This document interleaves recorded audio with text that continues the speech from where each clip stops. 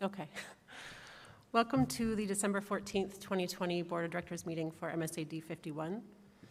We once again find ourselves meeting here on a date that's worth recognizing. 8 years ago in Connecticut, 20 elementary students and 6 adults tragically lost their lives at Sandy Hook Elementary. And while there are no words or thoughts or quotes that feel appropriate, I thought at the very minimum tonight we could hold 26 seconds of peace in their honor. So please join me in a moment of silence to honor those lost 8 years ago today.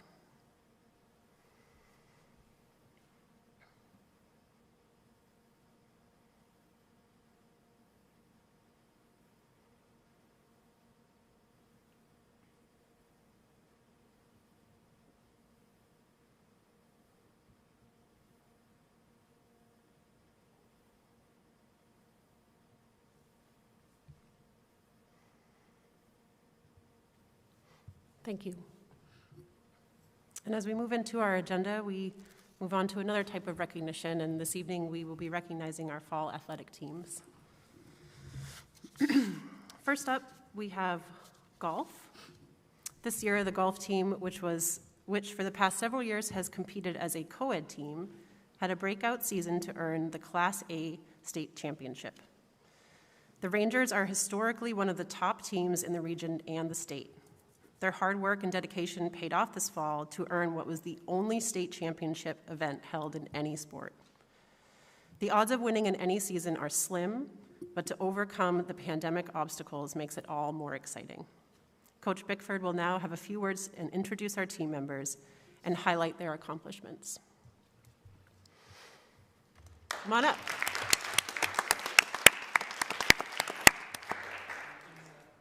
Yes, right in the center.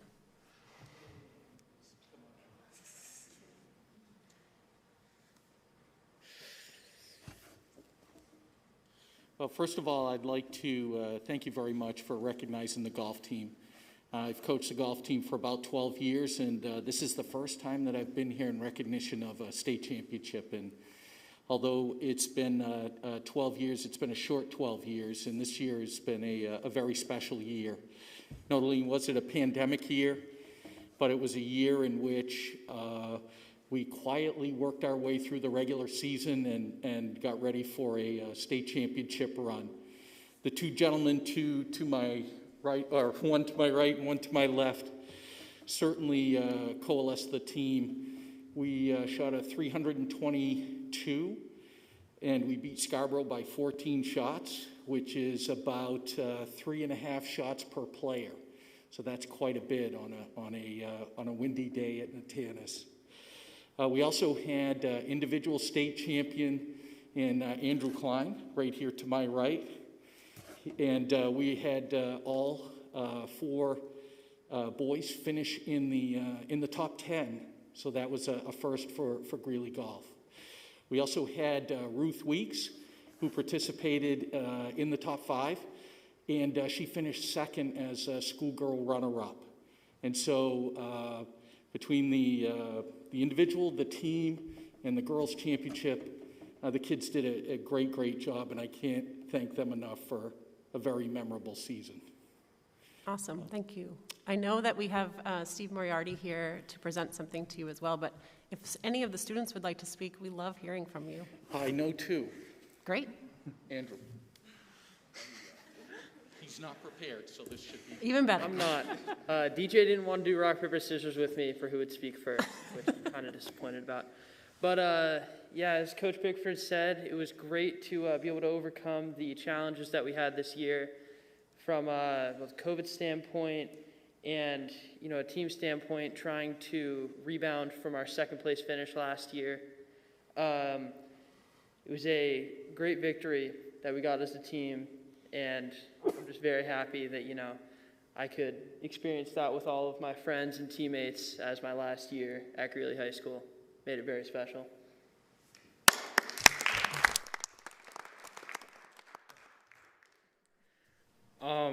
A lot of the same things that Andrew said. It was really great, especially in our 4th year that we were really close last year, and it was really tough to have that just 2 strokes that we lost by last year. So coming back again with a pretty new team and winning again was really, really great. And we're really grateful to be recognized for that today. And I'm really proud of everybody on the team. Everyone in the stands now, it was a great win for everybody, and especially for me and Andrew, who've been here for 4 years. Thank you. You guys, as long as there's enough room up there, you guys can stay up there. And Steve, do you want to present for them?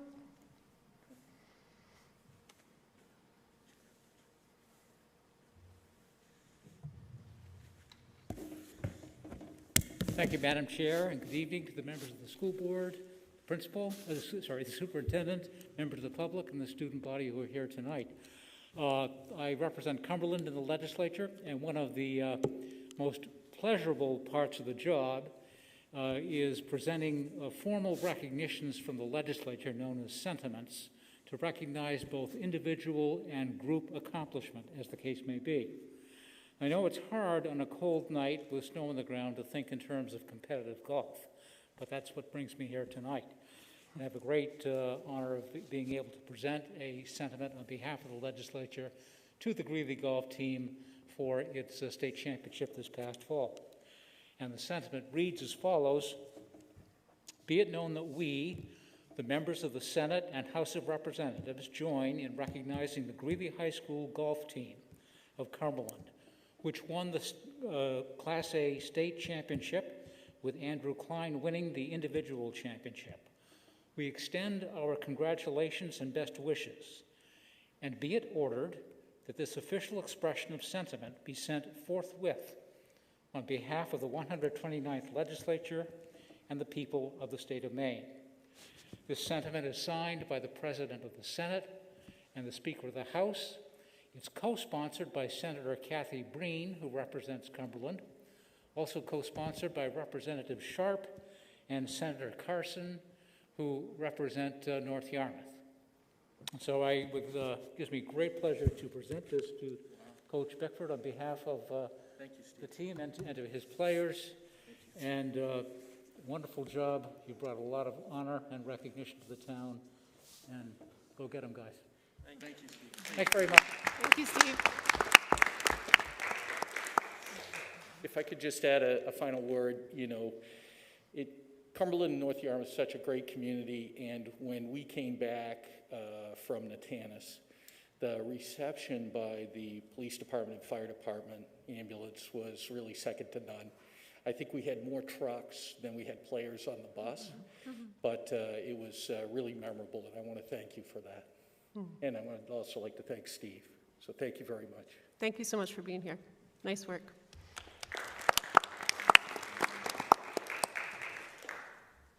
So we move on to our second recognition for the evening, and it is recognizing cross-country coach of the year. Unfortunately, David Dowling is unable to be here with this evening. I'd like to read a little something and then open it up to the board if anyone else has anything to share.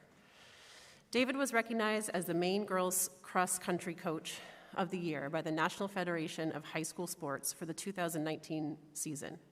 The NFHS is the governing body of all interscholastic sports. Coach Dowling has been the head coach for boys and girls cross-country at Greeley for 23 years. Following Coach Dowling's leadership, the Rangers have won 15 state championships, 10 for the boys and 5 for the girls. This past season, COVID stifled our chance for a repeat state championship, but last year, both the girls and boys teams were crowned state champions. The long-established excellence of the Rangers cross-country teams has its foundation in the unparalleled dedication of our student athletes. Annually, the student feedback highlights the fun they have as a group and the appreciation they have for the coach's attention to the detail that helps each student reach their potential. Congratulations to all the members of the team who helped Coach Dowling earn the title of Coach of the Year.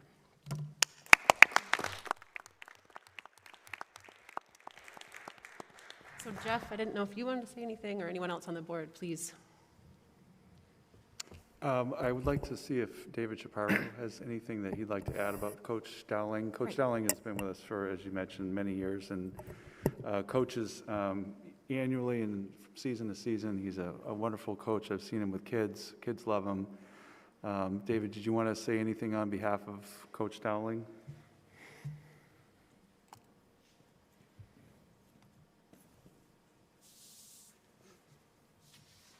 So you really took the words out of my mouth earlier with what you had to say there, but I just wanted to take this opportunity to thank you all for being able to recognize him.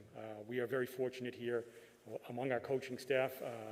David is an exemplar, and we have many coaches that have been here for decades and continue to achieve excellence with our student athletes, leading the way with their work effort too. So again, just thank you for having the opportunity to recognize him here tonight.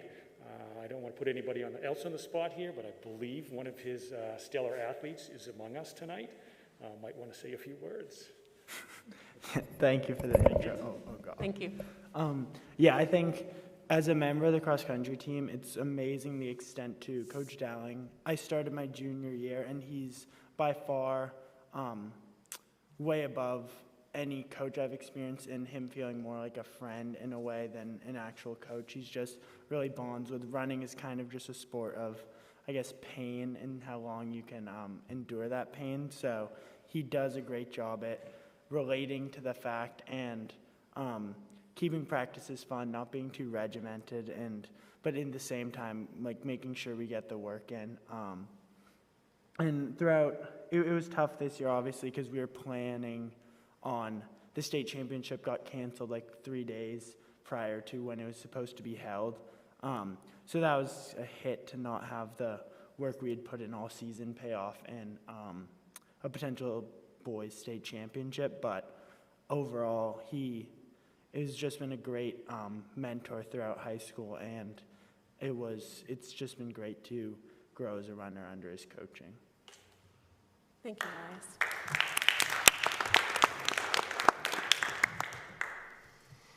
All right.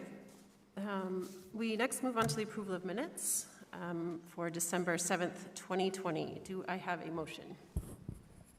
So moved. And a second? Second. Any discussion or comments from the public? You can approach the podium. Just as a reminder that any comments are related directly to the December 7th, 2020 minutes. Sean McBride, Cumberland. Thank you, Madam Chairperson. So policy BEDH, public participation in board meetings, which I know you're doing a second reading tonight. You really should read it. It's prior to the vote, you ask for comments. Not after the vote, but prior to the vote. So if you could, please read out loud the drafted minutes listed from the 12/7 meeting regarding my request to update the previous meeting minutes. I'm not going to read anything out loud right now. You are able to finish your comments. Okay. What I'd actually requested on the 12/7 and 11/16 school board meeting was that during the 10/19 meeting, that it get updated that Superintendent Jeff Porter legally withheld my First Amendment rights, redress of grievances, peaceful protest, and free speech, when he illegally removed me from campus for simply calling out the fact that you weren't following your own policies. So tonight, let's summarize what Superintendent/Secretary Porter will have in his notes. Sean McBride spoke on 12/14/2020 about his First Amendment rights being withheld by Jeff Porter and slanderous accusations made by school board member Kate Perrin from the 10/19/2020 school board meeting. Furthermore, school board member Kate Perrin stated in the 10/19 school board meeting that I was stalking the school board chair, Tyler McGinley, which of course is not true in any way. Correct, Madam Chairperson? No comment. Well, by the lack of response, I'll take that as a negative. Certainly the Cumberland Police Department's clear that I'm not stalking you. It's also glad to see that you've been certified now on October 15th, nearly 4 months after you took over as chair. It's good to know that you're aware that if you don't follow these policies, you do so in violation of the Constitution and the laws of the state of Maine and could lead to pains and penalty of perjury. So let me read that part again, pains and penalty of perjury. So that could mean jail time if you don't do it correctly, correct? You may also want to study up on Robert's Rule of Order, where anyone, including those in the crowd, can pause a meeting by simply saying, point of order, as they recognize a policy not being followed correctly. I realize that quote could, quote, make your head spin, weighing your capacity to continue as a member of this board, knowing you hit a dead end in every direction, police support, legal support, and board support, unquote. So all we're asking you to do is follow the job correctly, not advance your personal ideology, and which you would be doing against the law, of course. Perjury, what a powerful word. Take it from me, if you're actually doing everything within the policies and laws, you have nothing to fear. Thank you. Okay. I'm going to abstain because I was absent for the vote. So all in favor? I'm also abstaining. Thank you. All right, so we will move on to presentations, and Jeff has our annual report. Jeff, are you presenting? Yes, I'm going to present.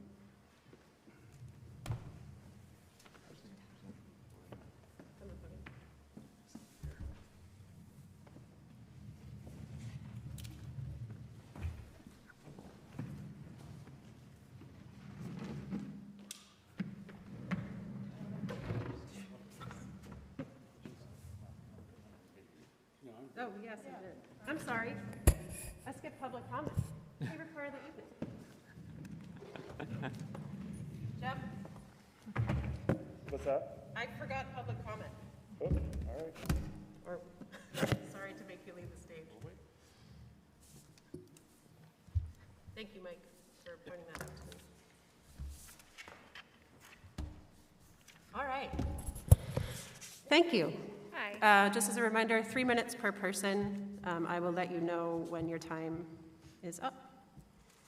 Okay, my name's Katie Simpson. I live on Sturbridge in Cumberland, and I have a letter from several members of the community who chose me to read it on behalf of all of us, rather than everybody come to the meeting, given COVID and how well the school district is handling it. We thought one person coming would be better than 15. So I know that tonight you will be talking about extending Superintendent Porter's contract, and so this message is in strong support of renewing Jeff Porter's contract as MSAD 51 Superintendent. He has consistently shown he cares about doing what is best for our school community. He's shown this through his steadfast support of equity and inclusion work to try to prevent future racist incidents at our schools and make sure all students and staff feel welcome and supported. He's also had a practical approach to adapting to schooling during the COVID-19 pandemic while keeping the health and safety of our students and staff as a top priority. As parents with students in the school district, we feel fully confident Mr. Porter is the right leader for our district at this time. Signed, Emily Gray, Sarah Allenby, Annika Hole, Amanda Flanagan-Wallace, Shauna Cook-Mueller, Lindsay Snyder, Kevin Lee Deckelman, Jessica Chamberlain, Leah Otto, Dorothy Hall-Riddle, Jeff Riddle, Tom McGinnis, Mary Carbone, Tina Keene, Dan Gray, Mandy McGinnis, Jill O'Connor, Maureen Boston, Jennifer Montgomery, Zachary Bouchard, and myself, Katie Mae Simpson. Thank you. Thank you. Is there anyone else that would like to speak from the public? You can approach the podium.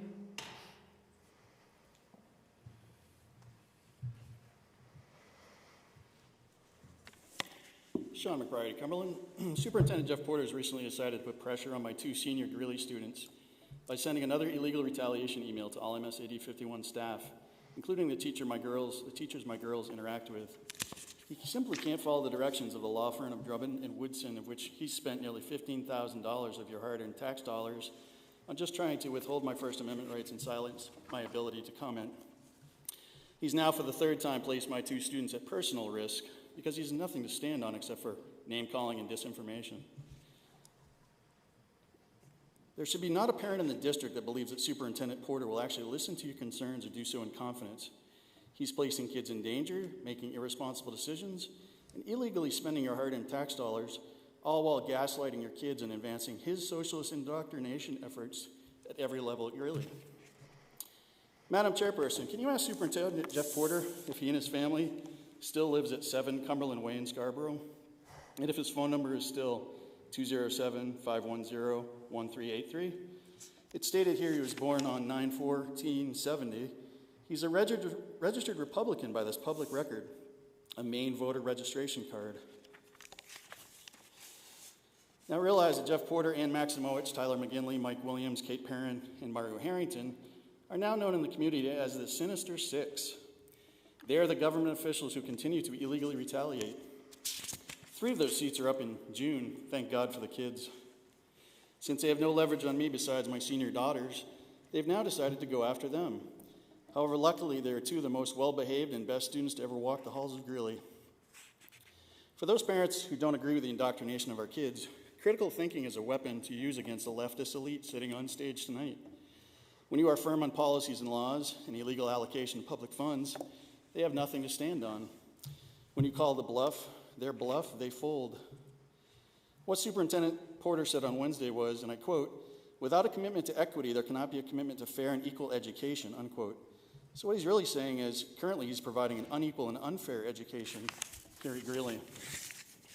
Racism is real. Indoctrination, or institutional racism, however, is a myth created by the left. And Superintendent Jeff Porter fell for that training of CCI hook, line, and sinker on 6-2.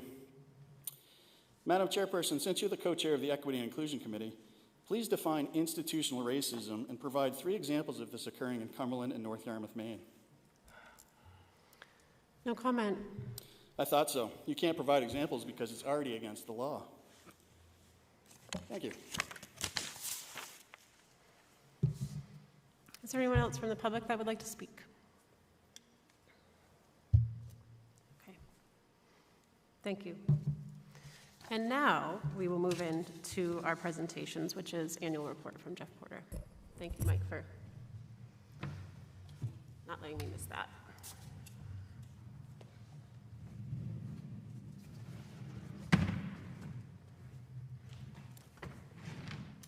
All right, good evening. I'm here to present the annual report. Can they turn the microphone up? Yes, can you hear it now, Peter? Yeah. Okay, let's try that.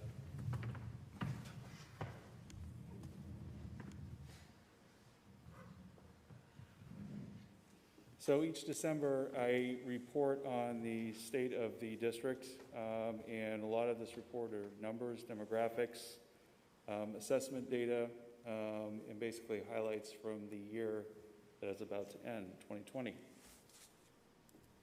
Obviously, the highlight of this year has been the global pandemic, and throughout this report, we also have student voices in here. Cassie is actually a member of one of our committees. We have a lot of students that serve on committees in our district. There are 3 parts to the 2020 annual report: the demographic profile, which is a bunch of information that will highlight our students; key performance indicators, this is part 2, and part 3 is the 2020 gallery, which are highlights from the year that's about to end. And just to kind of note at the beginning, schools and school districts are complex organizations. There's not one data source that we use that tells the entire story or predicts the health of an organization, so we rely on a bunch of data sources. And a healthy district relies on multiple indicators for determining student success. So part 1, the current demographic profile. So by the numbers in 2020, we have currently 2,094 students in the district. 92% of our students are white. 8% of our students are students of color. We have 4 schools in our district, 3 buildings, and 1 campus. Currently employ 410 staff members. Those are regular staff members. We have greater than 99.5% of our staff are considered or classify themselves as white. Less than 5% of our staff are staff of color. And we have 1 and only Greeley Rangers. So looking at our data for our enrollment, for the current year, we have 669 students who are enrolled at pre-K through 3. I should say pre-K through 3. We've had 23 students less than we had a year ago at this time, and 55 students more than we had 2 years ago. We were projected to be at 712 students this year by planning decisions, and with the flux with the pandemic, certainly that enrollment didn't pan out this year. We have 312 students enrolled at 4-5, which is about what we had last year. 472 students enrolled at 6-8, which is about what we had last year this time. 641 students enrolled at the high school, which is about 9 students less than last year. So in the district, again, 2,094 students. Last year we had 2,129 students. So enrollment projections, obviously this is a year when if you look across the state at other districts, enrollment is down between 5 and 8%. In other districts around us, we're in that same category. Projections going all the way through from planning decisions. We'll see if these projections remain. Next year in the fall of 2021, planning projections, and Rebecca Wandell predicted 2,241 students. We are going to have to make decisions about what we're planning for in terms of our current enrollment and what our projected enrollment is. We've had a number of students that have homeschooled this year or gone to private school where they offer 5 days a week. So those are numbers that are pretty similar across the state. Right now our numbers, these are current numbers, free and reduced lunch. We're down to 5% of students that are taking free and reduced meals this year. That's the lowest in a number of years. Last year it was 6%. I think some of the reason that number is down is because of the pandemic. We have fewer students that are taking meals. We do offer meals curbside for kids when they're not in school as well, but I think that may account also for some of the reason we're down on our free and reduced lunch. I do worry that some of our students that qualify are not participating in that, and we've tried to make an extra effort to outreach and find students that could benefit from meals, but that number is lower than it has been in the past. Special education services, we're at 13%, 13.1%. That is, we're up a few students in special education, but down from our typical percentage, which is usually around 14%. Section 504, we have 2 areas of Section 504. We're usually between 5 and 6%. Right now we're at 5.3% for the academic piece. I'm not sure that tells the entire story. Obviously, we have students that are missing skills at this point, having the pandemic going on since March. And those academic needs are things that we're following up with smaller class sizes right now in school. Section 504 medical, these are students with medical needs that have come in. That number has gone up this year, and I'm not 100% sure why, but we do have more students with medical needs than we've had in the past. It's usually not been over 6%, but this year it's 6.6%. Our athletic participation is down this year, and I think there's an obvious reason, down to 58% of our students in grades 9 through 12 who are participating. Obviously with COVID and the pandemic, we've had a lot of restrictions on athletics, and because of that, there's been students that just have not participated, obviously, in this particular year that we're in. There's also been programs that we just haven't been able to run. Average daily attendance, and this is really more from last year, these numbers. This year, I would say the average daily attendance is it's a little bit below 95% right now. We are having some issues with students who are attending school or attending remote school. And these numbers do reflect from March through June of last year. So we maintained our attendance. And as you remember, our attendance, our ability to kind of record attendance from March through June last year, we took a light touch for the most part, especially for elementary students. As long as there's some sort of engagement with attendance, we counted that as attendance.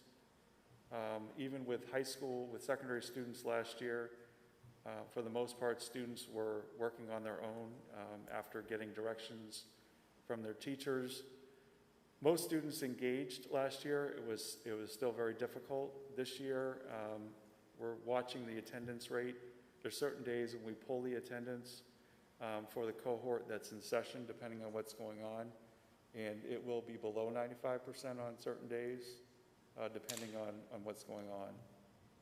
So this year is definitely a unique year for us. Truancy, again, you know, we've always had fairly low truancy numbers. These are truancy that the state defines as students who are truant, depending on the grade level. Last year, we were actually down to 0.2%. I think part of that is that we were not able to track that between March and June as well as we could if students were in person. So that number went down. And suspensions were down to 10. That may also be because we had 3 months when we weren't in school, but our numbers for suspension throughout the district have always been historically fairly low. These are specific. I'm not going to go through all these numbers, but we have 281 students. Like I mentioned, we're up a little bit over the prior year, but down a little bit when you look 2 years back. So we're about average for the number of students that we serve who are on an IEP. For the second year in a row, we have no students that we've placed out of district. We educate all of our students in the district, which is phenomenal, and I give a lot of credit to the special education department for their strong leadership, Dr. Olson's leadership on this. It's an amazing work with her and her team and the leadership team in keeping our students educated within our district.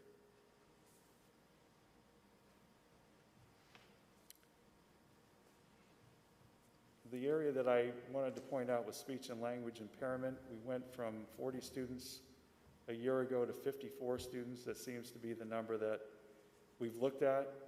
I'm not sure why that is. We'll have to see if this is some sort of a pandemic-related issue that we're dealing with. Speech and language is obviously very difficult when students are wearing masks, when teachers are wearing masks. And, you know, given the fact that 3 months of lost services also last year in person, and these were remote services, even though we provided services remotely for special education students as well as regular education last year for 3 months, and continue providing those services on days that students are not in school for special education students. Speech language is certainly an area that is perhaps most affected in some ways by wearing a mask. There are remedies for this. We've purchased different masks that help students be able to actually read the lips of teachers. But again, it's not the same thing, and especially since we're doing a lot of this on the screen when kids are not in person. Other enrollment data, we have 20 students this year attending PATHs. Again, I really do think a lot of these numbers have been affected by the pandemic itself. We have fewer students interested in attending PATHs. It's certainly the lowest number I've seen in many years. Pathways, in your packets, I believe you had 18 was the number. I adjusted that number. We did not take into account both sides of the Pathways program. We have one side, which is alternative education, and then we have another side of Pathways, which is more the apprenticeships, obviously, which we've curtailed. But we also have independent projects, which have increased markedly this year. We have a lot of students participating in what we call the Silo Project with Dan Westhoven. It's a new project that he's introduced where students can independently to do a project on a topic of interest. They put a proposal together, there's a panel that approves it, and then they work for a semester on that project of interest and get academic credit for that. So we have a number of students that this year have gotten very excited and interested in that kind of an approach, and that's the other side of Pathways. We have about the same number of students that are attending private schools that we have recorded. This is one area that we actually rely on private schools to provide this information. There are some private schools that don't provide this information, and my guess is that that number of 109 is low. We hopefully can adjust that number as we get more information, but again, we rely on private schools to provide those numbers to us. Charter schools, it's the same thing. We do not have all the information from charter schools right now, but we do have fewer students that are electing to go to charter schools this year. I believe that number 3 is quite low. When we actually get the real number, that number should probably go up when we get it. Superintendent agreements in, 49 students. That looks high, but we had a number of students that were already in our district, obviously, that we continue in our district. And then we have students who, for whatever reason, needed to come to our district, and they had a bona fide reason for being here. And we exited about the same number of students, or about the average number of students that we usually do. Homeschool students, we went up this year, but it's not a lot more than 2 years ago. We had gone down quite a bit. Last year, 16, and we're up in homeschool numbers 36 as of right now.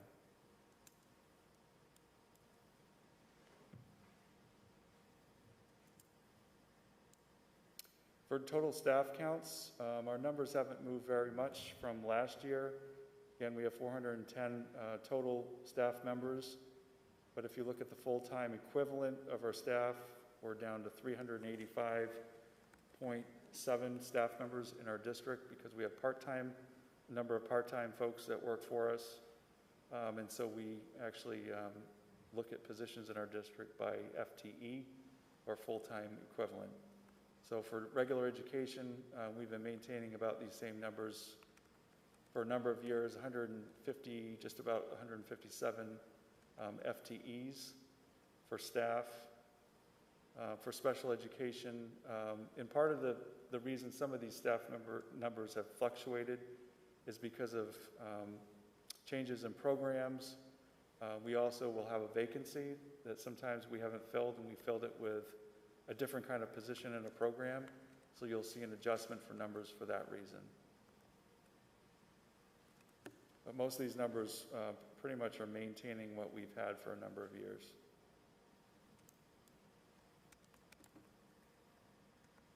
Part 2, key performance indicators. I just want to say something quickly about this particular part. There's a lot of NAs on this part of the report, not applicable. The state assessment that we usually report on was not given in March of last year, March through May of last year. So we are not going to be able to report that. We also give the iReady, which is a local assessment in our district. We obviously did not administer that assessment in the spring. We did not administer it at some of the schools this fall. We have some data for some of the schools. The data that you will see is low. I think that accounts for some of the information that in a pandemic, obviously some of our data is not going to look as strong as what it has in the past. This is just an indicator of where kids are at right now. So again, for state assessment data, overall in our district, we have no information to report because that assessment was not administered. Same thing at the Wilson School when we're looking at it. You can also look at the fall and winter scores last year for the iReady assessment, which we give in math and reading each year. In the fall iReady assessment should be the fall of 2020, and the winter would have been winter of last year. So you can see the difference between those scores, between the winter of last year before the pandemic and then the fall of this year. So those numbers are certainly off. Same thing here, you can see those numbers are quite different at 4.5. 58% was in the spring, which is really before the pandemic. We call it the spring, prior to the pandemic. And then you can see in the fall of this year, 40%. Same thing from the spring of last year, right before the pandemic, 66%. And then this fall, 54%. Certainly, we're seeing an overall regression in those areas. At first glance, we started looking at the numbers before the totality. We thought the numbers were looking a little bit more average for us, and then we started digging into those numbers, and those numbers are certainly off from what we would expect from students. But certainly reflects 3 months out from in-person learning, and also days out right now from in-person learning. Greeley Middle School 6-8 has not administered the iReady. At this point, they'll be administering that in January, so we don't have any results to report right now. At the high school, again, no state assessment results from last year. We had 3 National Merit Scholars. That's always a huge honor for students to be able to receive that. It's about what we, 3 or 4 each year is about what we see at the high school.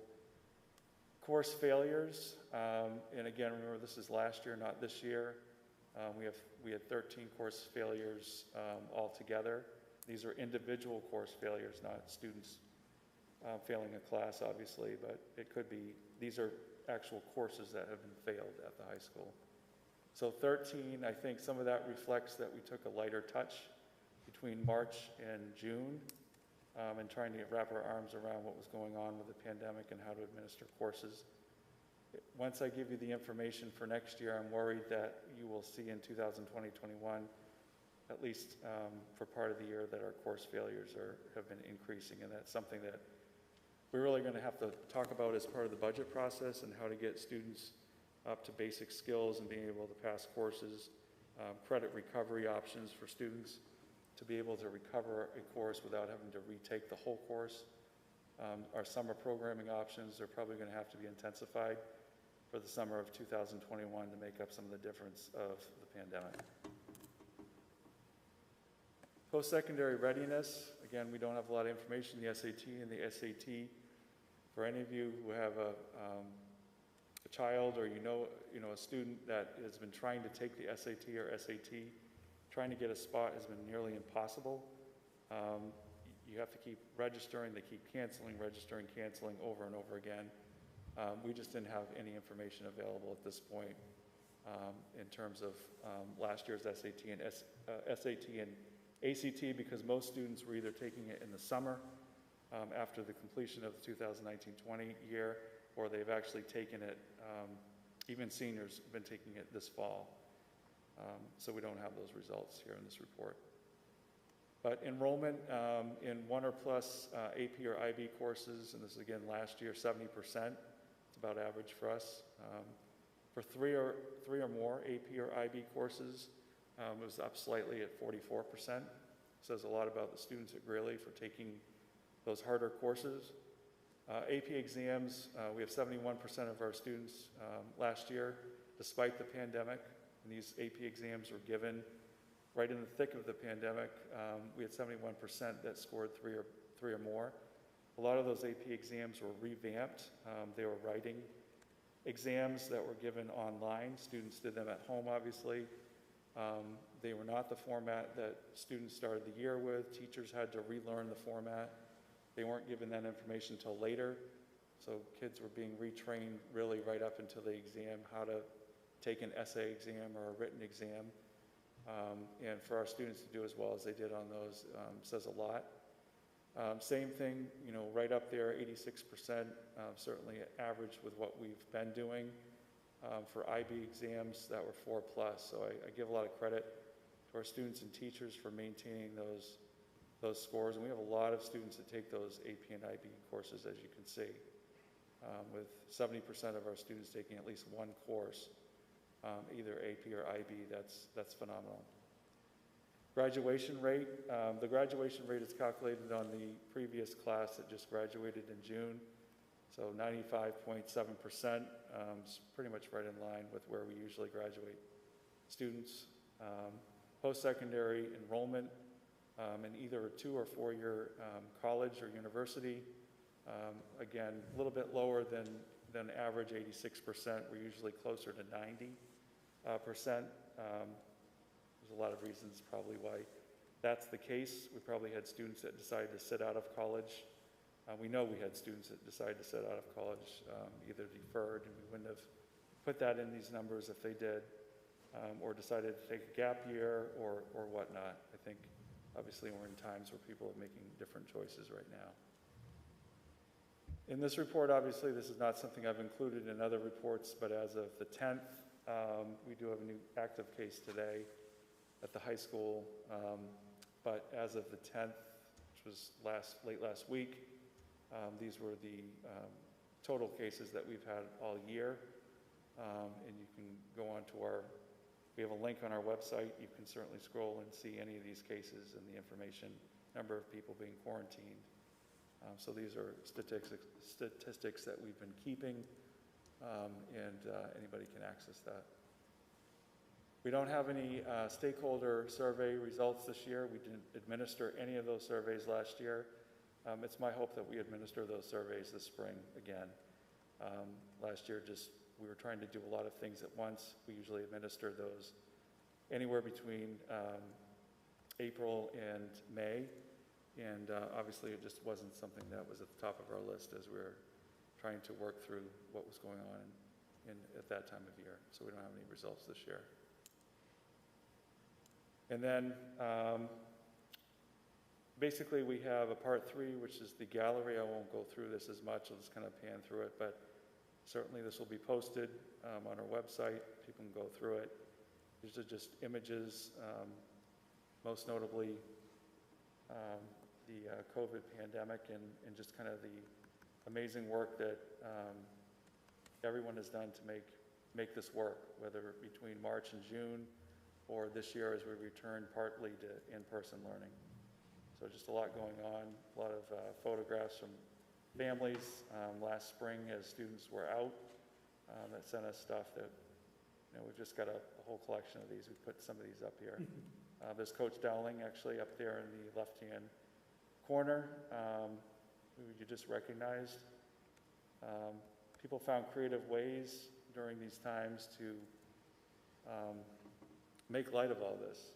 Our staff found different ways last spring to engage students as much as they could.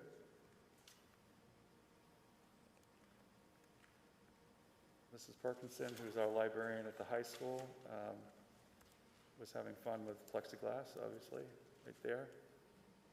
One of our custodians here, Simone, who is actually a custodian here at the high school, she's demonstrating one of our new fogging machines.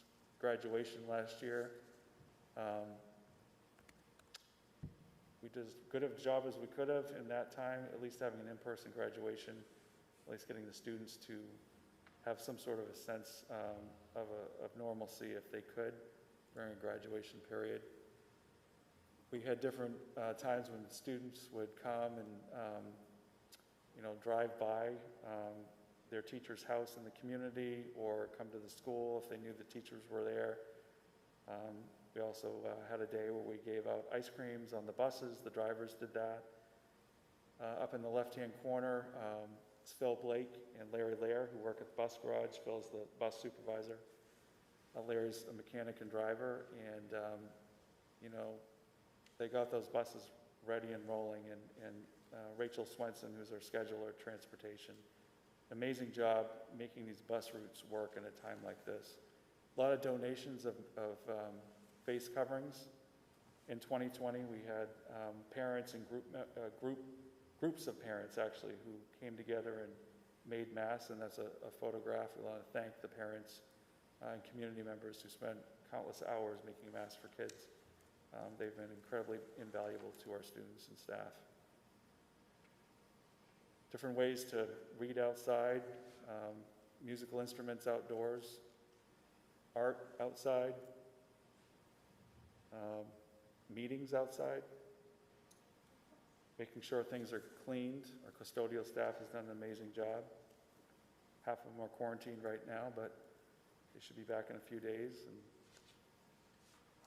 just different ways of dealing with a tough situation, making the best of it. So that is the 2020 report.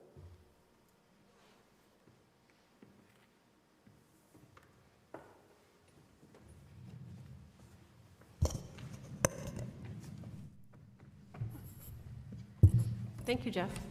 I'm going to open it up to the board with any questions, comments, discussion. Go for it, Peter. So Jeff, we're probably for 2 or 3 years, when we get the state assessments and such, we're going to kind of see the wreckage from this, from the pandemic that just with the time and everything that we're going to won't we have 2 or 3 years at least of scores, especially 1 through 6 that are going to take a hit for a while? Most likely we're going to, Peter. I mean, I think it remains to be seen. The state is also talking about getting rid of the current assessment. So that's a discussion item at the state level right now, and replacing it with a different assessment. And I think that will also, complicate things, obviously. But I think if we're going to replace the assessment, it probably makes sense for the state to start talking about it now, since we've already had a year without it. They are talking about replacing it this year, if possible, if it can happen.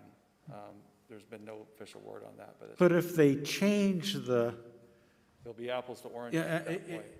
Oranges, and we've got, I mean, this is just something the state has been doing for 36 years. Once you get some kind of a comparability and everything, they change the rules, and I would think at least for 2 or 3 years we would kind of want the same set of rules so we could tell just where the deficiencies are and where we can kind of pick up. It just is typical of the State Department of Education, but it's just kind of disappointing because I think we're going to want to know what those areas are, and not surprising. Yeah, as I showed you those numbers from iReady, I think those will be the most valuable scores to us at this point. Yeah. And at first we thought they were going to be more normalized scores based on what we had started looking at the beginning, but as we dug into them, those scores are a lot lower than, even I expected, and definitely show that, being out of in-person learning for 3 months was difficult for a lot of students. Thank you. Ann? Jeff, I was just curious about the attendance reporting. I imagine that students quarantined are not being taken into account when calculating the attendance. Otherwise, it just seems like that would be too complicated to do every day. Perhaps it's not, I don't know. But I was just curious if quarantine students then are if those numbers reflected students who are Right, those numbers are from last year, the 95% or so from last year. But we do take into account students who quarantine. If they're quarantined, we do count them for attendance purposes for this year. So it'll be, I think next year's attendance numbers will be interesting to look at and see the totality of those numbers. We're already seeing dips, obviously, in that, but it's not a huge dip, but it's definitely, it's not what we've seen in the past. Mike and Jennifer? Yeah, just really quick, Jeff. It's interesting to me that you can see the discrepancy between the proficiency scores going down, the iReady scores that you noted, and the participation in IB and AP going up. And I wonder if that's just an indicator of the disparity in how the pandemic is hitting different kids. And I wonder if you've given any thought to that, or if anybody else has started to think about that. Yeah, I mean, we're maintaining a large percentage of our students at the high school that are taking, courses that are in AP and IB. So that hasn't certainly trailed off. So it's a huge percentage of our kids at the high school level. But one thing we have started talking about are students that are, if we're just talking high school for a minute, the large number of students that are on course to fail a course for the first semester, or even just failing, period, even if they're in a year-long course. So the numbers of students that are not doing well in courses right now is dramatically larger than other years. We think part of it is just the basic skills coming into a course. What we expect them to know for a course isn't quite what we're expecting. And so one of the things that we normally do with students that are not doing well in a course, let's just say at the high school, is they get extra services through 504 or through the RTI process that we have. And with all of the staffing considerations that we've had, we're certainly providing those services, but not at the levels that we've been able to. We have, our staffing is very tight right now we have a number of staff on leave. We have permanent substitutes as well that we've been using. I think that remains to be seen, that we're going to have to remediate. We've already started talking, like I mentioned earlier, about summer programming for students. And it's going to be a bigger summer program than we've probably offered in a long, long time. And that would not just be high school, that would be starting at the primary school level. Jennifer? Jeff, my question is around the 5% for the free and reduced meals for this year. You had said that that number decreased. Does that include all of the people that are taking the free meal under the federal grant? And are people taking advantage of that, and is that a separate number to look at? Yeah, that's a separate number altogether. So yeah. How would we know that they're taking free and reduced if everyone has kind of considered that? Is there a form that they're filling out, or how do you really get to that number? So that's been a struggle, and that's one of the reasons we think the number is lower than normal. We still have been asking families if you have a real need to fill out the paperwork, but because we've been providing meals to anyone that wants them, it's been more of a struggle this year to get people to fill that paperwork out because we're already providing it. Okay. So we know, because of the same families from year to year, and the food service department has directly reached out to those families, please fill this out again. We need you to fill this out, and have made an outreach to do that. But I don't think we're getting everybody, and we can't make people fill the paperwork out. That's up to a family to make that decision. I think that number will probably go back up next year as we return to a more normal, typical school year. And on a side note, I've heard really positive things about the people taking advantage of the lunch that is being offered throughout the grades, and that the food service is really doing a tremendous job at thinking of nutritious, different lunches that kids will eat and enjoy. Thank you. Go ahead. Anybody else? Oh, go ahead, Yeah. Elias. It's all good. So, yeah, I guess I have a couple. This is more of a kind of minute question, but for the projections on the IB exams for last year, was that based off what teachers predicted for the kids? Because I know the IB, like, they weren't able to be administered last year just due to COVID. Was that the number, the 86% taken from what teachers predicted their students would get? Because I know that's part That's the information I was given, so we'll check that number if you feel like that's not accurate. No, I mean, it's right. I was just wondering, more out of curiosity, not like it looked wrong in any way, just. Yeah. And I guess as far as school lunch, do you know the protocol for whether completely free school lunches will be? I know the deadline was like Christmas break. Will that continue to be offered moving forward, or is that a point of consideration? We are expecting that we will be continuing to offer free lunches throughout the year. One of the things that we've talked about before is the food service deficit, and through CRF funds, we were hoping that we were going to be able to help with that deficit, and there are regulations, federal regulations around it, so we were told that we cannot use that except for actual labor cost that had been utilized. So most of the we have been getting reimbursed some of the meals that we actually provide, the physical meals that we provide, but it's not nearly enough, and our food service deficit has certainly grown quite a bit, but that's not something that I have been very concerned about. We have been concerned about it since March. My feeling is that this whole year, whatever we do, we've got to offer meals. This year isn't going to get any better in January, so regardless of what our reimbursement looks like, we're going to continue offering those meals to whoever needs them. Definitely, yeah, and I guess just a comment on that, I think that's so the right call, given that not only, as Jennifer said, are the meals very nutritious and easily accessible, it's as simple as just filling out a form, but obviously in this time of need, I've been taking advantage of the free lunches just because it's like, why not seize the opportunity to have a balanced, just free meal that doesn't require any work. So it's definitely great that the district is putting aside the potential deficit that will result from free lunches and looking at the greater good how amazing they really are. Thank you. The only thing I wanted to say is I hope that as we look at this report for next year, and as much as I agree with you, Peter, that we need to have similar indicators that show our progress so we can compare years to years, I hope that we can find some new indicators that show support for our students surviving these past years, whether it's emotional and social support or just different ways that we can show successes that aren't percentages of tests, because we all know that this year and a bit of last year, it doesn't look like that. And so I hope that when we look at this report next year that we can show our successes in a different way because it was a different year. Yeah, everybody's been creative, obviously, in making sure that success is defined in different ways this year. And I definitely think that there are different ways that we probably will never stop doing again. That's the other piece is post-pandemic, we don't want to completely return to,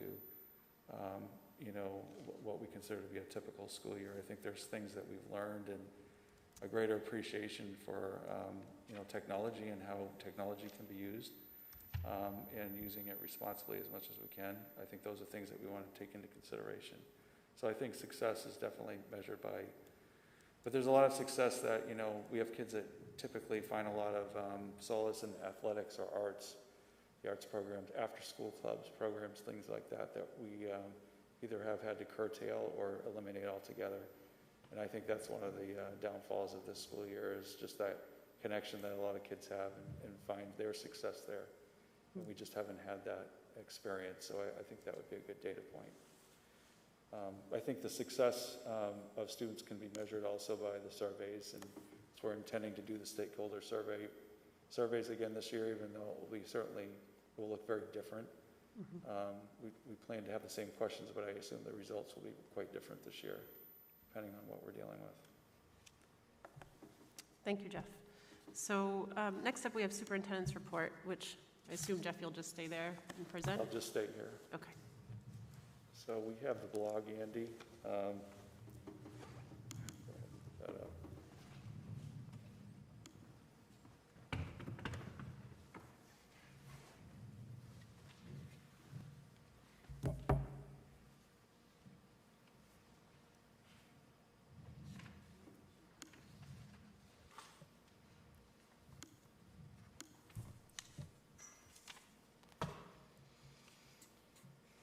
All right, so I mentioned the winter sports season has begun.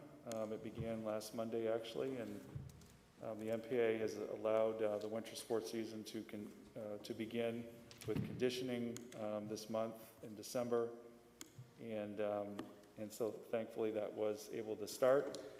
Skills and drills. So the girls' hockey team was able to go to Family Ice and get some skate time in. We're negotiating with Family Ice. They've been curtailing ice time along with everything else for a lot of programs that we've seen, and obviously that's just the sign of the times. We can only have so many people on the ice at a time. So when a team is not able to play in their venue, they try to find other ways to make it work. The boys hockey team, for example, I'm just using hockey as an example right now. We're practicing last week in the parking lot here at the high school, just to kind of get the conditioning in, the laps in, strengthening and all of that needs to be done. So I think coaches are trying to be as creative as possible in making winter sports work. January 4th, the MPA, at least at this point, is allowing practices, scrimmages, et cetera, to begin, and then hopefully competitions after that. So I won't read this. Margot read this at the last meeting, but this will be in my blog. If anyone wants to read it, the International Thespian Society at the high school, which got started. And actually, Greeley High School, the drama program, just because we're not having a program here, their program this year, which traditionally is in November, they have one in November and then in March. There will be one online. And I think they've got the tickets out now if people are interested in attending their online performance, which again, people are getting very creative. Time for the great outdoors. Thank the PTO, providing sleds actually to the elementary grades. Some of our 4th and 5th graders tried it out. Went down the hill, and I'm trying to get people outdoors. Even unfortunately, the snow is not on the ground right now, but I'm sure we'll get some back soon. High school student government hosted a forum. This was kind of an open forum for students and staff, mostly students, to talk about life in the yellow zone, what it means, how to improve. we had a lot of staff members that were there to listen and just to kind of hear the students' thoughts. And I'd be curious if Elias and Madison, if you were able to attend or if you heard people that did attend, and any thoughts or anything that you might have heard about that. Do you want that now or do you want that later? Sure. Okay. I didn't get to attend, but I have something related to the communications committee about it, about notes that were received from it, but I believe, Elias, you were shaking your head saying that you did attend. So I'll... Oh, yeah, so I guess you can catch me in the top, furthest to the right, 3 squares up, not looking my finest, but it was, yeah, I think what's really good is Mr. Hoffman has already reached out to student government to do, hold another one of them in the coming weeks or months. And I thought it was just a great, because there were teacher panelists, there was Mr. Hoffman, Mr. Gray, just a great array of students and faculty that could discuss what life in the yellow zone is like. They sent out a survey to all students with the results of that were really cool, what's the stress level compared to last year, and a lot of good questions that were phrased in a great way to get valid results on a mass amount of students' perspective. I think there were 340 responses for a lot of the questions, so that's definitely a good sample size. And yeah, overall, just a great way to spend an hour on take advantage of a Wednesday where we would usually have school, but I think there are 41 participants in the meeting, so it was a good discussion with a lot of, I'd say a lot of ground was covered in looking at ways to improve the yellow zone and also looking at ways where it's doing a good job at the moment. Yeah, I heard that there was going to be another forum probably in January or sometime early winter. That sounds great. Primary school project update. This was put in the weekly message or weekly newsletter last week.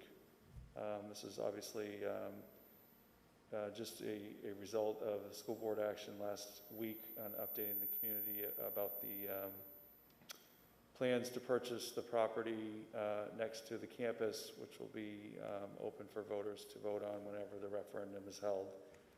This is kind of the first step in solidifying a campus project if the board chooses to go ahead with that later this winter, and in the spring and setting a referendum if the board chooses to go in that direction. Obviously, purchasing land for the campus was of critical value in even considering building another building on campus. And so that's something that we certainly updated the school community. We'll continue updating so that people are aware that this occurred. This will be in the blog tomorrow as well, as it was in the weekly newsletter last week.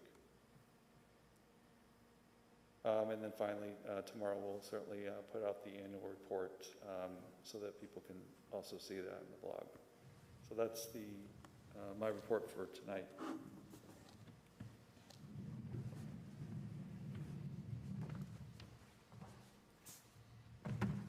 Thank you, Jeff. So we move on to committee reports. I don't know if we have too many reports since we just met last week and reported out. Finance, Kevin Desmond is not here with us this evening. Policy, Anne, do you have any report? We did meet just before tonight's full board meeting and reviewed a number of policies that we had also reviewed last month, put some final changes that we'll be getting a couple questions back to Drummond, and then we'll be bringing them in front of the board for a first read. Great, thank you. Facilities, Peter? Jeff's pretty much covered it, that the process with the staff doing some research and development, working with Oak Point, that process has begun and as planned. Great, thank you. Curriculum, Mike? Nothing new from curriculum. Okay. Student reports, Elias, you just gave us a great report from the forum. Madison, do you have anything additional you wanted to share? No, okay. And ad hoc committee reports, I don't believe we have anything for this evening. We don't have anything for communications, so we will move on to items for action. So I will look for a motion and then we can discuss if there is any discussion. So do I have a motion for the second reading of policy BEDH? So moved. Thank you. And a second? I'll second. Thank you. Any discussion or questions? No? Okay. All in favor? Any opposed? Great, thank you.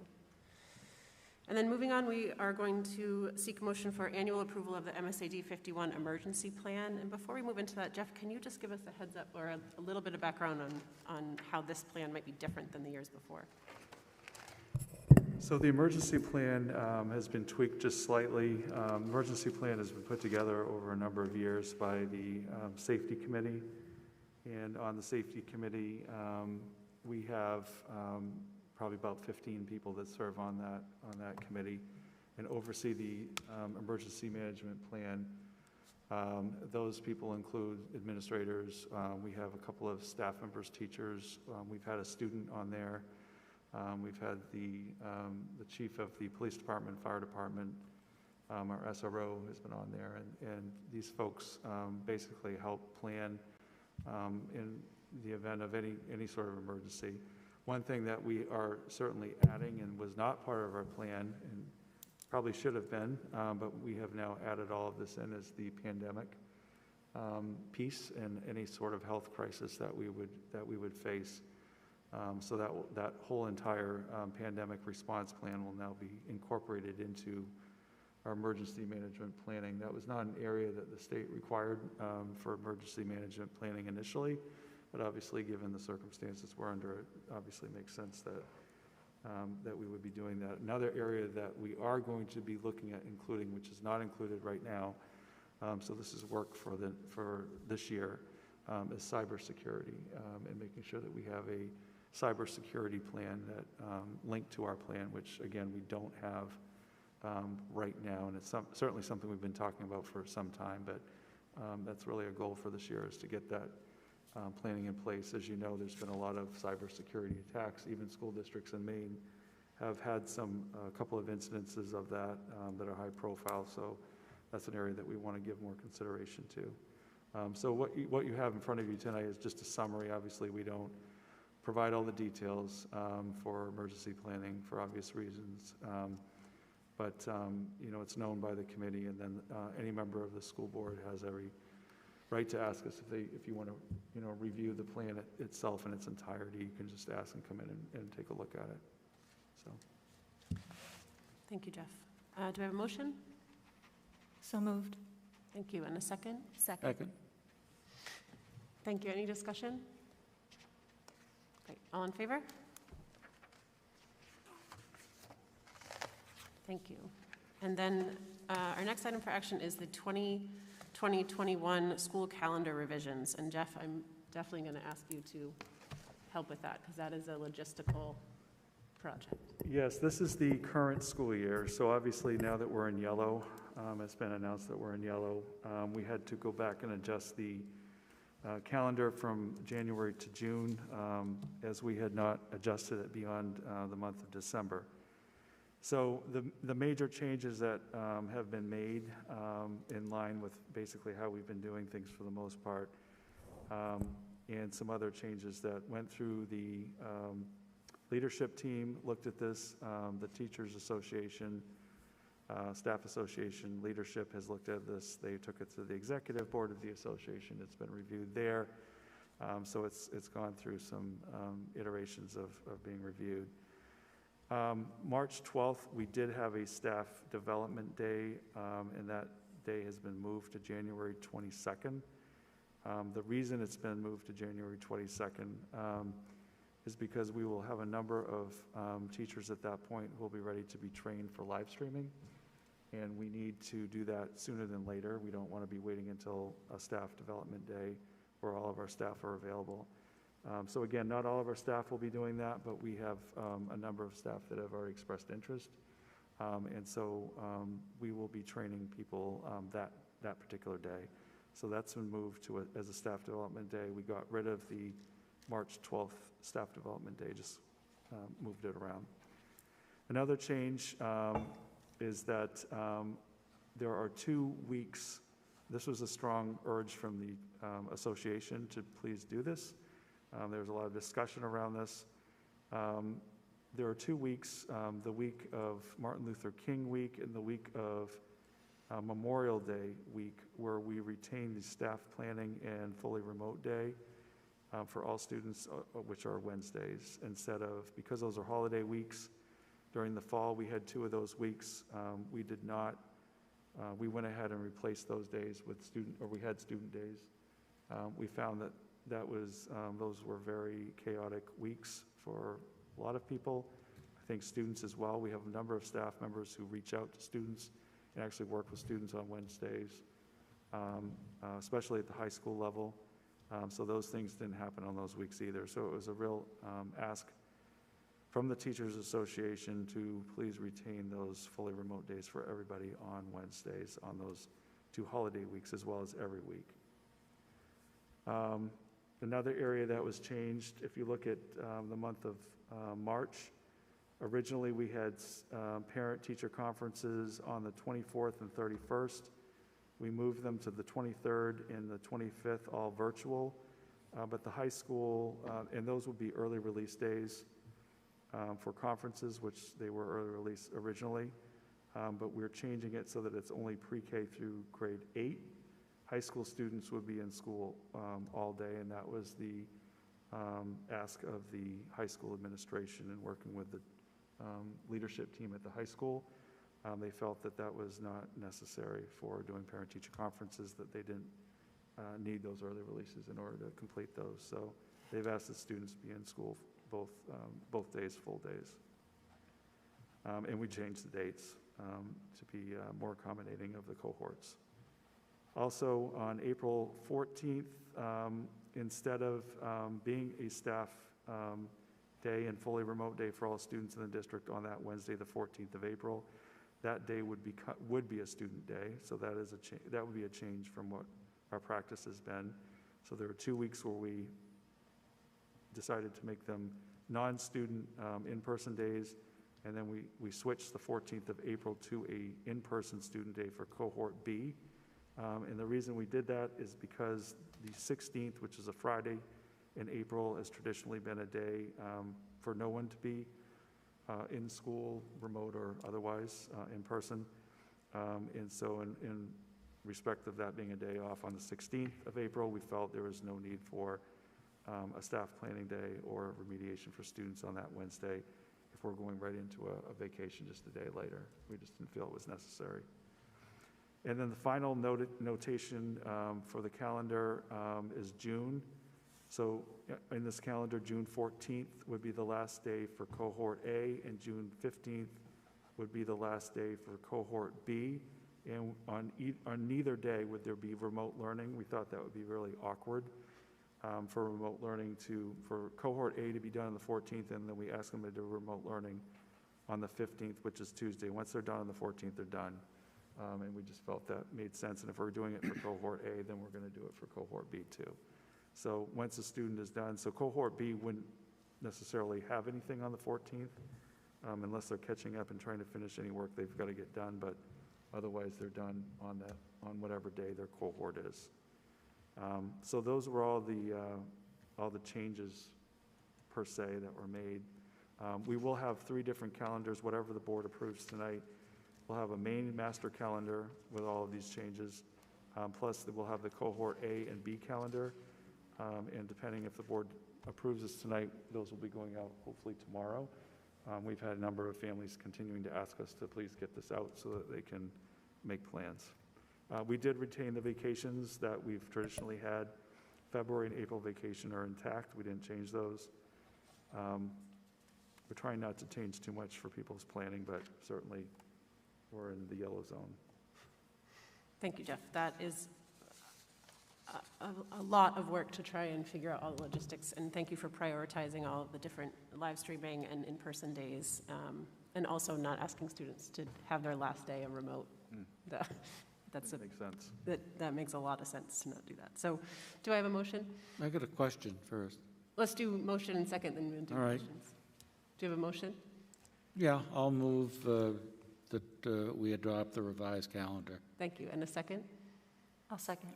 Thank you. All right, Peter, you had a question? So, Martin Luther King Week and Memorial Week, cohort A is only getting 1 day, is that correct? On those days, right. And that's offset by cohort B because on the 16th of April, that's 1 day that would be offset. And then there's another day that offsets cohort B. We counted up the days, and I believe it was 41 and 41. Okay. And we had 3 different people counting because it gets confusing with the cohorts, trying to count them up. But we Okay. believe it's 41 and 41 if we did our math correctly. Thank you.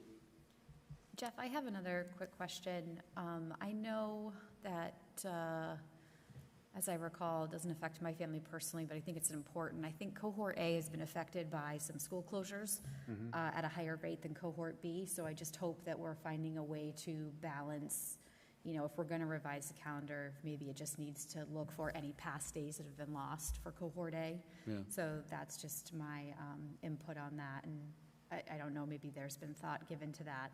And then my other question is, say things turn around, maybe say January, things start to look up and things are safer, things are well controlled, things are managed, vaccines are getting to where they need to be. Is there room for us to not be in yellow until June? So that would be a school board action at that point.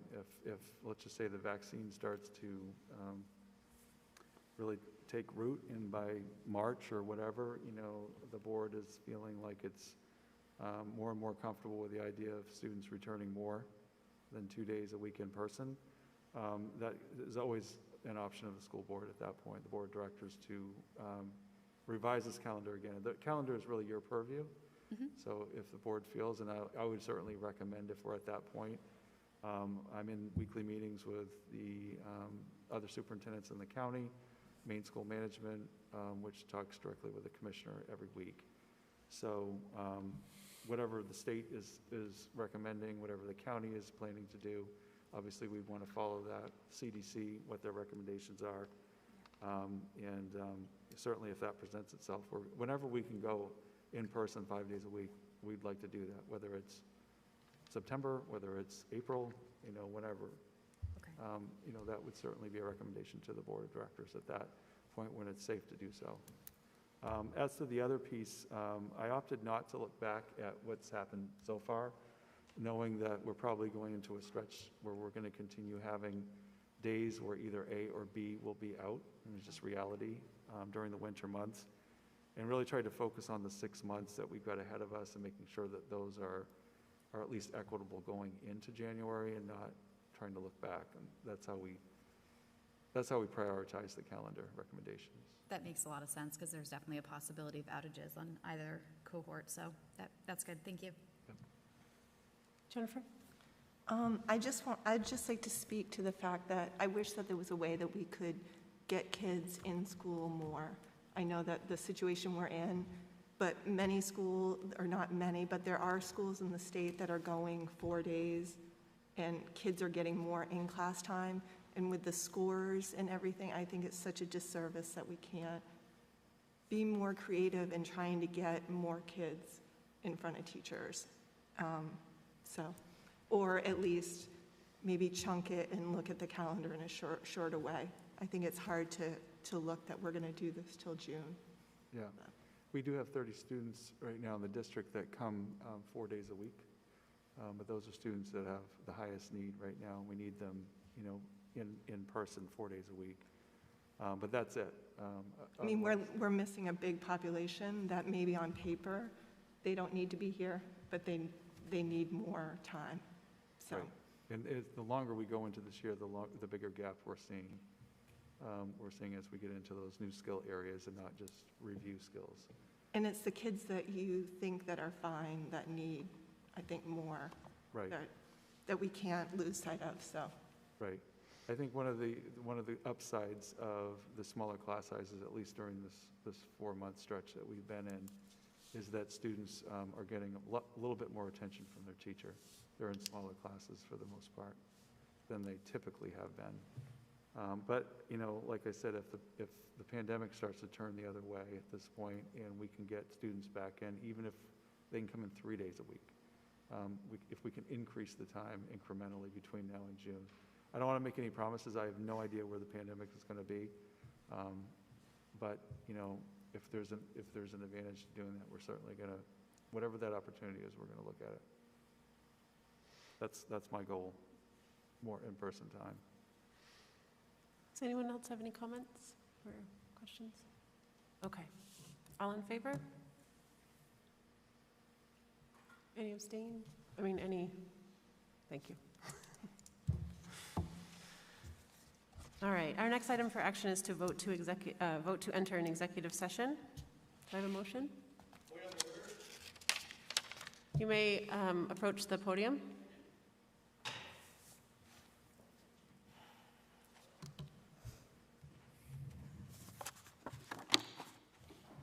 Maybe we'll get this right at some point, but the public comment policy, BEDH, says during time periods just prior to board vote on agenda items. So when you enter in to a motion for voting, you're entering into the formal motion to vote, and you need to ask for public comment prior to that formal motion to vote.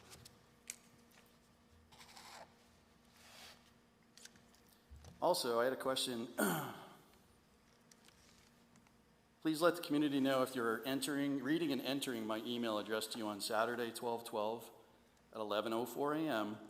into the conduct evaluation of Superintendent of Schools, Jeff Porter. Per our policy, I do not respond to public comment. You may finish your public comment within the 3 minutes. That's not actually the policy, so maybe you can go back and take a look at that. But since you didn't respond, I actually brought a copy.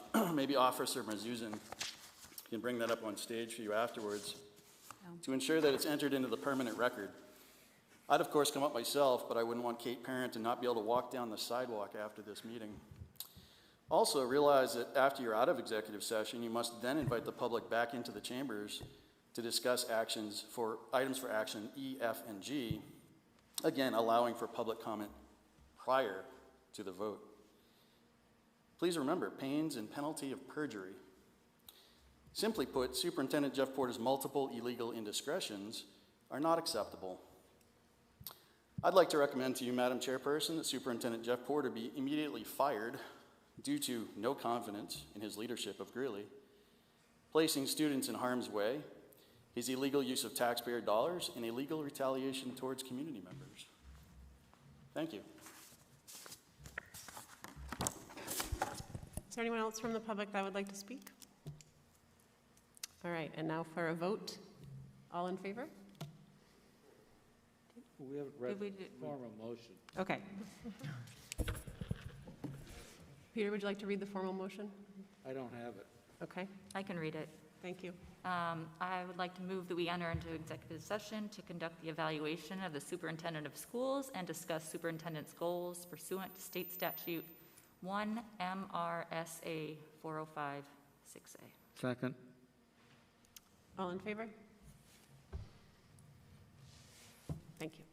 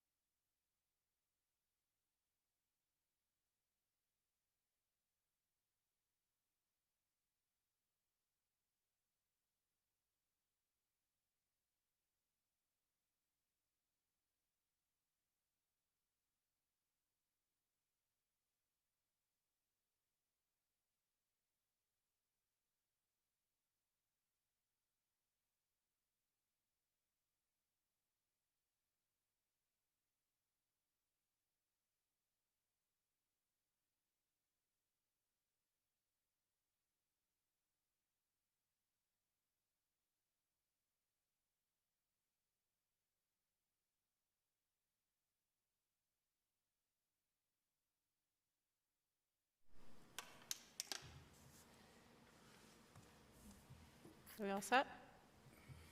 Thank you. All right, so our next item for action is to vote to extend the superintendent's contract. I will ask for a motion in a second and then open it up for any discussion. Do I have a motion? I move that we authorize the extension of the superintendent's contract. Thank you. And a second? Second. All right, and discussion? Go ahead.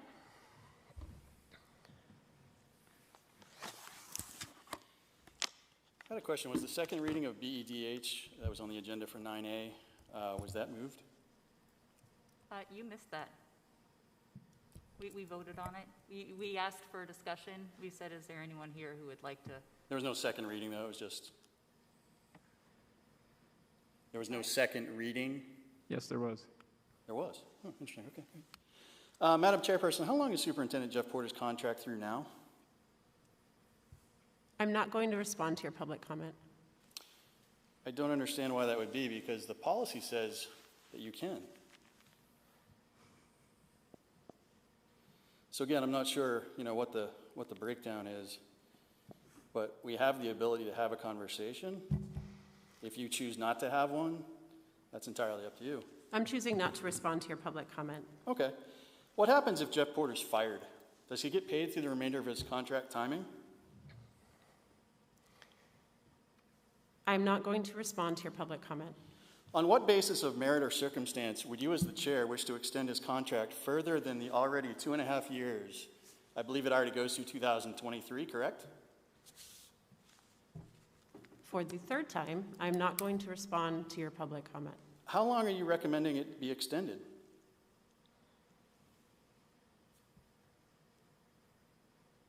Is it being extended due to Superintendent Jeff Porter splitting the community down the middle on 6-2? Or maybe his declining a second request at a mediated meeting with the Town of Cumberland Town Council members to discuss his illegal hiring of CCI in partnership with domestic terrorists and a butthead? Maybe his continued illegal retaliation towards me for pointing out his countless errors of administrating 70% of our Cumberland tax burden and gaslighting and indoctrinating our kids. Maybe for him authorizing a healing letter to the community for all the harm he has caused due to the public cancel culture from the Sinister Six. Oh wait, that former never happened. So if you'd like to provide the citizens of Cumberland and North Yarmouth your personal reasons for extending Jeff Porter's contract more than the already 2023 end date, so it can go down into whatever version of Secretary Porter's minutes he decides to print, that would be very helpful.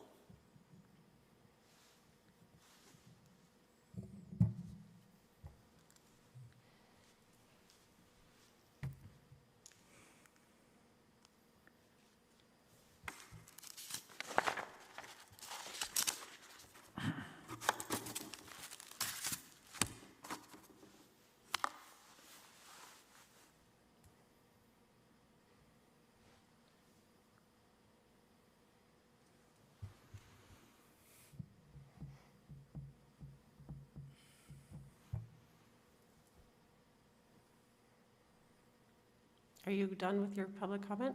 I don't know, is my 3 minutes up? Okay.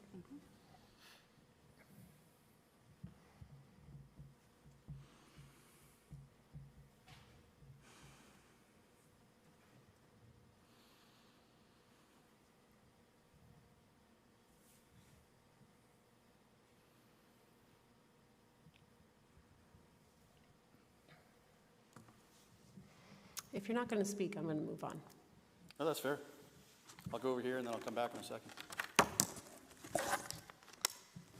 Okay. Any other discussion here on the board before we take a vote? I just want to say that was an impressive evaluation, and I am very happy to cast my vote to extend Superintendent Porter's contract. This has been a difficult year. And he has shown us leadership, he has shown us humility, he has shown us a lot of things, and I'm proud to sit on the board, and I'm incredibly proud to have a child in a school, in a district that he is leading. Thank you, Kate.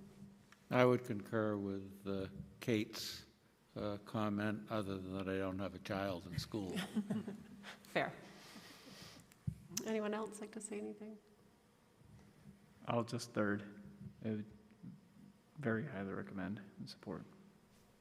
I would just say that I forget sometimes that you don't live in Cumberland and North Yarmouth because you treat our communities as if they were your own. And so I'm grateful for that. And I'm glad we had a productive and supportive evaluation for you because everyone deserves that right now. So thank you for all the work you do. So all in favor? Thank you. And then our next item for action, do I have a motion for vote to authorize chair to negotiate 2021-2022 salary and benefits with superintendent? So moved. Second. Thank you. Any discussion? Sure, go ahead.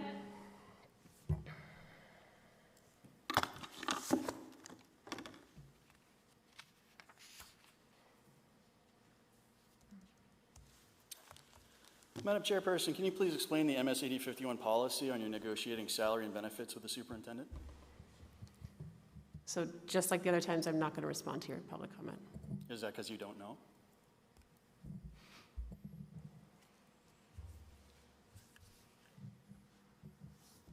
So do you realize that due to the fiscal 2021 MSAD 51's 5% budget increase, the 100 employees of the town in Cumberland, including the SRO that we have here tonight, will receive a 0% raise this year to offset the taxpayer mill rate?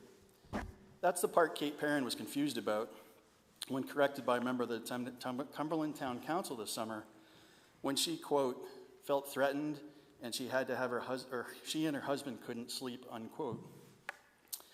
Now, it'd be a great sign of support for those 100 town of Cumberland residents if you froze Superintendent Jeff Porter's wages or even stepped him back 3 to 5% for his continued illegal and irresponsible decision-making. Those kids of the 100 Cumberland Town employees won't get the same amount of Christmas presents under their tree as their moms and dads had to sacrifice their earnings so that Jeff Porter could get his normal 3 to 5% annual salary bump. Given he makes, what, $212,873.89 now, don't you think it'd be a pretty good number, given this pandemic, given that Governor Mills is shutting down businesses left and right? Seems like he's getting paid an exorbitant amount of money. Socialism is a model in which I think you support, in which distribution of wealth is owned by the community as a whole. Don't you think as you enter down this path of socialist indoctrination of guerrilla students to set an example with Superintendent Porter's salary? More to come on the overall salary comparison between MSAD 51 and the town of Cumberland. People will be shocked at the massive inequity between the two groups. Hope you have a very Merry Christmas, and I'll see you in January. P.S. Be ready for new faces on my sign by then. Thank you. Have a good night. Okay, and do I have, let's see, all in favor? I'm not going to vote. Thank you. And lastly, we have a motion for the annual certification of the superintendent. So moved. Second. All in favor? Or any discussion? Sorry. Okay, great. All in favor? Thank you. And the last item for action is to adjourn our meeting. And before we do, I just want to say thank you to everyone that is on the stage and those that are not. This is our last meeting of 2020. Deep breath. So do I have a motion? So moved. Second. All in favor? Thank you all. Thank you, everyone. Thank you, Tyler.